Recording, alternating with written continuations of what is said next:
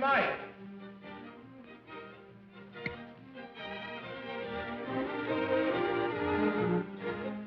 Thank you.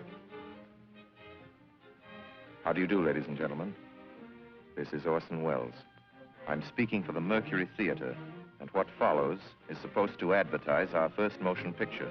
Citizen Kane is the title, and we hope it can correctly be called a coming attraction. It's certainly coming to this theater, and I think our Mercury actors make it an attraction. I'd like you to meet them. Speaking of attractions, well, the chorus girls are certainly an attraction, but frankly, ladies and gentlemen, we're just showing you the chorus girls for purposes of ballyhoo. It's pretty nice ballyhoo. But here's some of our real Mercury people. This is the first time you've seen most of them on the screen. Hey, give Joe a little light. Thanks. Now smile for the folks, Joe. Smile. Joseph Cotton, ladies and gentlemen. That's it. Joseph Cotton. I think you're going to see a lot of him. Here's Ruth Warwick, whom I know you love. Ruth. Look at the camera, Ruth. We caught Ruth with her hair up. And here's somebody you've all heard on the radio, so I don't have to tell you he's wonderful. Ray Collins. Dorothy Commongore is a name I'm going to repeat. Dorothy Commongore. I won't have to repeat it much longer. You'll be repeating it. And here's George Coulouris, who's a grand actor. I'll say that name again. George Coulouris. Watch it. Here comes Everett Sloane. Look out, Everett. Oops. Everett Sloane, ladies and gentlemen, he isn't necessarily a comedian. And here's one of the best actors in the world, Agnes Moorehead. I've said a lot of nice things, but Erskine Sanford deserves some more. Erskine Sanford. So does Paul. Paul Stewart, everybody.